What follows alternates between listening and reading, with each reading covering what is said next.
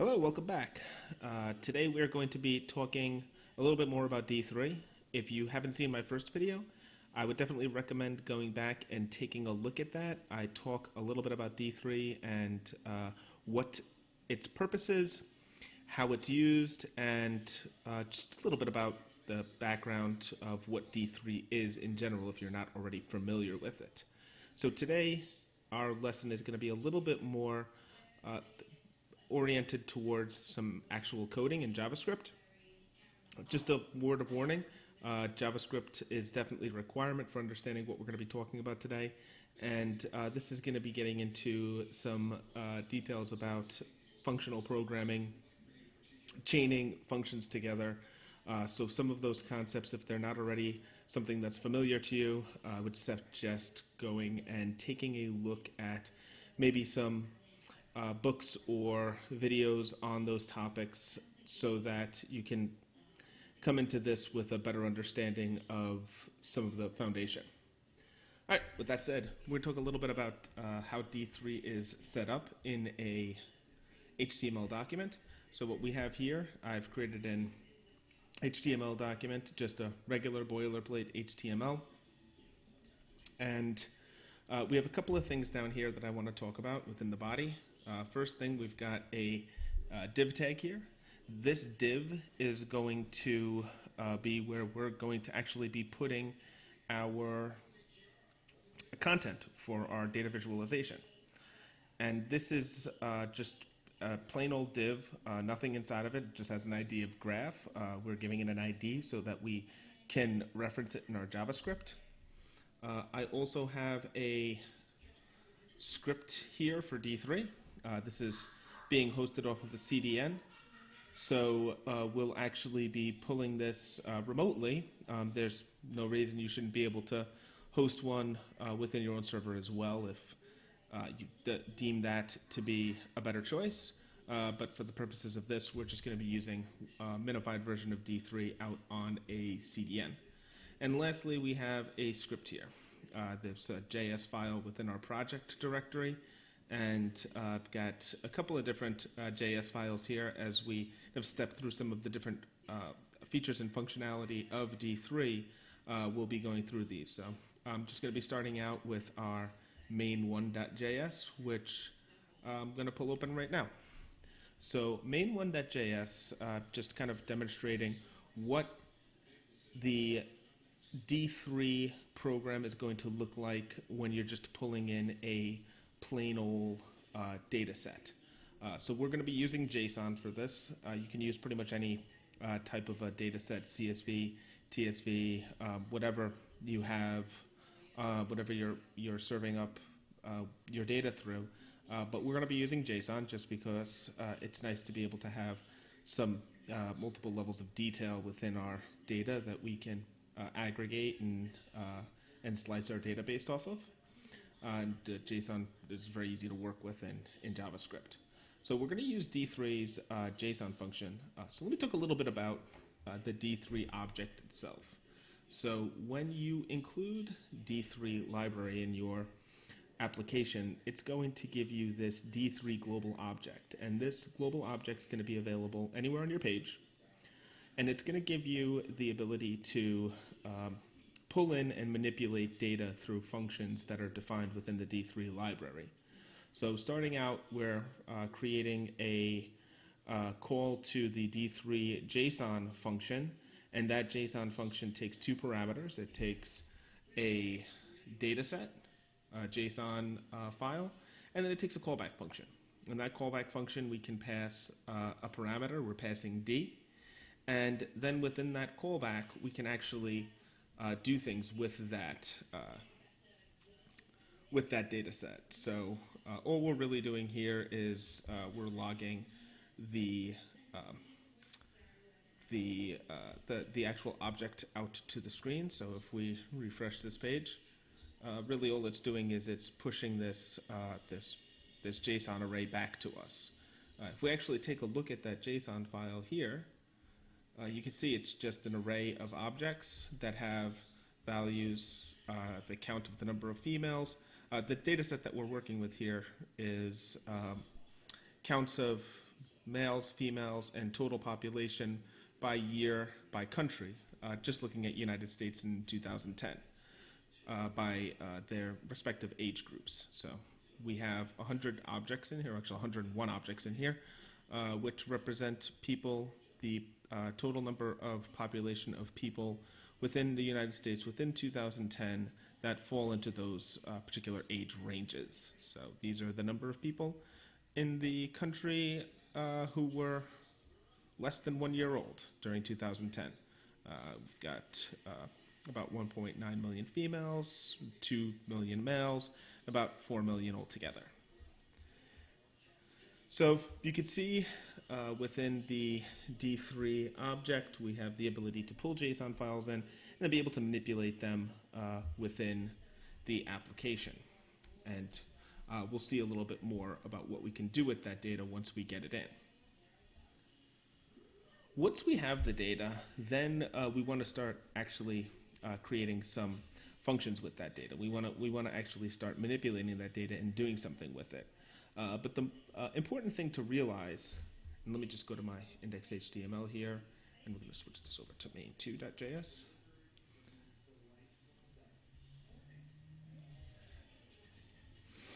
So the most important thing to remember is that the data that we have is going to be, in this particular data set, it's going to be in the millions. So we need a way to be able to represent that in the space that we have on the screen. Obviously, you know, if we have 2 million, population of 2 million people, we can't represent that on the screen in 2 million pixels. So we have to translate that somehow. And D3 has the ability to do that using its scale linear function. There's actually a few different types of ways of scaling data in D3. Linear scaling is just one way. You know, there's other ways you can scale it logarithmically, or you know, however you want to represent your data based on the type of visualization that you're building. But for the most part, I think if you're building simple bar charts and line graphs and things like that, a linear progression is going to be the way to go. And within that, we can actually define what our domain is. And in this case, we don't have any populations below 500,000 or above 6 million. So we're setting our domains to start at 500,000 and to end at 6 million. That's what we do right here with this function call. And just note that what we're doing is we're chaining functions together. I mentioned that at the top of the lesson, that when we call the scale linear function, it's going to return an object, and then that object we are going to be setting the domain, and then the return object for that we're going to then be setting the range. So the domain is set from 500,000 to 6 million, and then the range is going to be set from 50 to 500. The 50 to 500 are the number of pixels that we'd want to use to represent our data. And what I'm going to do here is I'm just going to log out some different things to the console that we can use to see what that scale actually looks like. And as you can see, when we log out the return, the results returned from scale when we pass 500,000, it gives us 50. So what this is telling us is when we have a value of 500,000, we want to represent that with 50 pixels. If we pass the maximum of our scale, 6 million, it's going to pass back 500, which is going to tell us that we want to represent that in the space of the DOM with 500 pixels. And then if we pick something in the middle here and we scale by 300,000, that's going to give us something between 50 and 500. So we end up with 254.54. So this is a good way of creating a representation of our data in the space available to us. Now, I also wanted to show you, once we get that data back, so again, this was within the callback function that is firing after the JSON file is loaded to the screen, we have the ability to actually manipulate that data. You saw in the last example, we were just logging that data back to the console. But here what we're going to do is we're actually going to step through that, and for each element within the object that's being returned, we're going to take a look at the values, and If you remember, we had number of males, number of females, and then total. So what we're going to do is we're going to log back the actual value that we're getting for total on each of those elements. And then we're also going to log back the range, so the total after it's been passed to our scale function, which we've already set the domain and range on. So what this should tell us is if we have a population of 500,000 people, the scale that the range that we should get back would be 50. So let's take a look at that. Let's refresh this, and here we go. We get all 101 objects, and we could see right here. This one is 4,079,669, and it's giving us back a number of 342.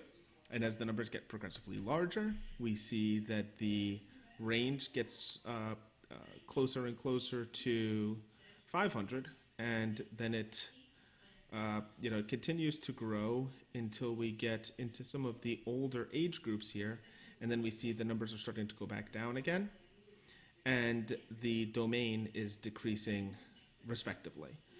So this is how we are actually going to represent the data that's being returned in the DOM itself. Cool. So I don't want to save that. Let's go back to our index.html. We're going to switch this over to main 3. So let's take a look at our let's kind of shift gears a little bit. So we've pulled in our data. We've already kind of covered this top part here. We've pulled in our data and we've set up our ranges, and I've removed some of that other stuff. Sorry about that. I've removed some of that other stuff for logging the data back out to the console, because we're not concerned about that. And what I've done now is I'm actually going to start creating the SVG. So in my original video, you would have heard about what the functionality of D3 that it provides is that it allows you to take an element on the page and be able to modify that element, modify the presentation of that element so that it reflects the data that's been captured. And SVGs are great for doing that, because SVGs, you have a very fine level of control of the type of data that you can, the attributes of the SVG element that you can present. So we're going to be creating an SVG element here, and the way that we're going to do that is, again, by referencing the global D3 object. We're going to be calling the select function.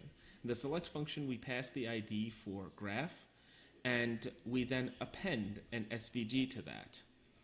And we can then set different attributes on that SVG, like the height and width. So let's take a look at that to start with.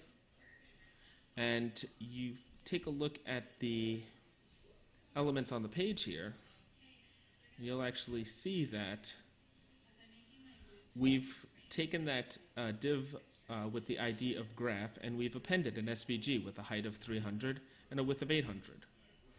And if we also chain a function to change the attribute to set the background to blue, you'll actually see that it'll apply a style here with background of blue, and we actually will end up with a 300 by 800 square rectangle on our canvas with a background of blue. So what I'm hoping you'll get out of this is just that ability to control the presentation of the SVG on the screen. Here we're just setting some static values, which you would think is not too special, because you could do that with a lot of other libraries as well. But what we'll get into with D3 in a little bit is how we can use that to actually set styles and attributes dynamically using the data so that we can actually represent the data in a visual format. So let's jump ahead to our main 4. And now we're getting into a little bit of the meat of this. So again, similar to our last example, we have our JSON file with the callback. We've got our scale. We're setting the attributes of our SVG, the height and width of the element on the page. And what we're doing is we're creating a render function now. And that render function we call down here, and we're passing D. D is the JSON object that was returned from our d3.json call. And we're passing that into this render function that we've defined. Now, we'll talk a little bit about the structure of a D3 application. The D3 application kind of goes through 3 steps. It goes through, 4 steps. It goes through its initialization, where we're binding the data to the element on the page. And then it goes through an enter step, which is where the visualization is first rendered on the page. It goes through an update step, which is where the data is then updated when something changes on the page. Say, for instance, you change a selector or apply a filter to your data, and then an exit, which is your kind of cleanup step. So this init step is where we're going to be creating an object called rect, which is going to take our SVG element that we created above and selecting all of the rects in the SVG and then binding the data to that.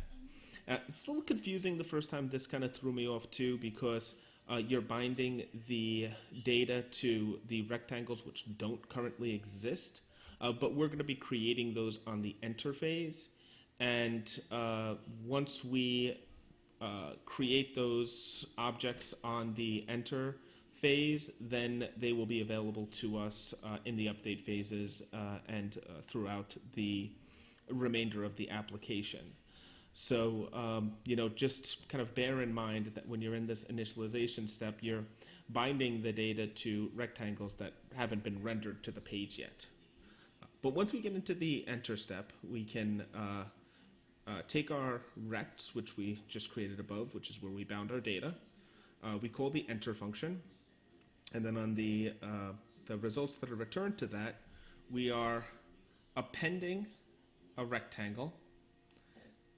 We're assigning the attributes for that rectangle, and we're just assigning some static values. So we set the y coordinate to 5, the width to 7, the height to 100, and the x coordinate to 5. And then we just do some cleanup here for when we exit, and we render that to the page. So you can see over here that it's just creating one rectangle on the page. So that may not seem too valuable right now, that we're just appending a single rectangle to our SVG element. But let's take a look at what that's actually doing. So if we take a look at the elements on the page and we go back into our div and we look at our SVG, you can see it's actually appended quite a few rectangles here. The thing is, they each have the same x and y coordinates, and they each have the same width and height. So they're just overlapping each other. So this is actually showing 101 rectangles on the page, but just all stacked on top of each other, so you can only see one. Well, how do we fix that? So let's jump to our next example file here, our main.5. And here we actually set a value of I set to 0 in the before we start binding our data. And then when we set our attribute of x, in this case what we're doing is we are, instead of passing a static value to the attribute of x, we're passing a function. And this function is going to return I incremented by 10. So Theoretically, what should happen here is every time it iterates through another element in our data set, it is going to increment the variable I by 10, and it's going to assign that new value to the x coordinate. So let's refresh that, and that's exactly what happens. We end up with a series of rectangles that have the same width and height, the same y coordinate, but with an x coordinate that's incremented by 10. So again, this is nice, but it's not really using our data. And if you look at this function here, we actually pass a value d to this function, and that value d is a reference to the specific object within that iteration that we can then parse its values and use that within the rendering of the element on the page. So let's go right to that. So I've got main.js here. Let's go back to our index, and I'm just going to change my change this point to main.js. And this is kind of the final output that we were looking to get at, is by taking that same idea and passing the return value of a function to the height. What we can do is we can pass the value of the number of males. So we take our data set D, we take the attribute males from that data set, we pass it through to our scale function. Our scale function, if you remember earlier, we talked about that. The scale function is going to take the value of males, which is going to be somewhere around 1 or 2 million, depending on the age, and it's going to convert it into a number between 50 and 500, and it is going to return that result for each iteration and set the height of the bar chart to that value. So let's take a look at what that looks like. Okay, and here we go. Now, just a point here, and it may seem a little confusing because the bar chart is upside down. The way that SVGs are actually going to render, your x and y coordinates are actually going to be up here in the upper left-hand corner. So your y equals 1 is going to be over here, and if you're going to change the height of that, it's actually going to extend that out in this direction. We'll talk in future videos about how we can adjust for that, but just for the sake of simplicity here, I'm leaving it as is. But if we take a look here, and let's pull our console back up, if we take a look at this object, we can see that the heights are numbers that fall between 50 and 500, like we'd expect. And if we actually take a look at the representative data, so let's just say, for instance, we just log some stuff out to the console here, just so that you can see what's actually happening. If we console.log d males, and then we also console.log scale d males. Let's see if that works. So if we actually look at the first iteration here, we have a value of 2,085,528 males who are in the age range. Actually, you know what? Let's just also console log out the age. This way you could see the age, the ages that are represented here as well. All right. So those people under 1 year of age, you have about 2 million males, and that's represented in our range as 179.7. And when we look at our elements here and we look at this first rectangle, you can actually see that the height here is 179. So it's doing exactly what we expected it to do. It's iterating through every element in the array. It's appending a rectangle to the screen.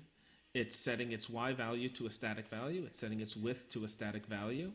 It's setting its height to the scaled value for the number of males for that iteration.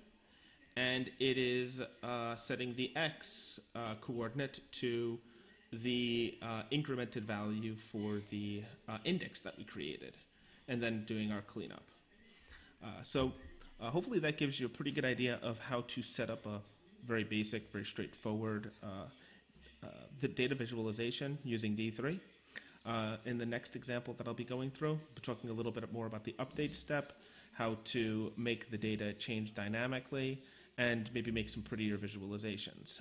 But this was just the fundamentals that you're going to need to really start working with this library a little bit in a little bit more of a sophisticated way. All right. Thank you very much.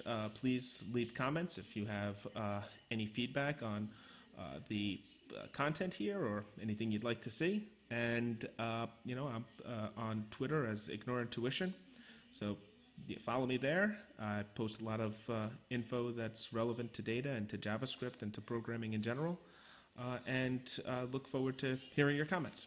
All right, have a good night.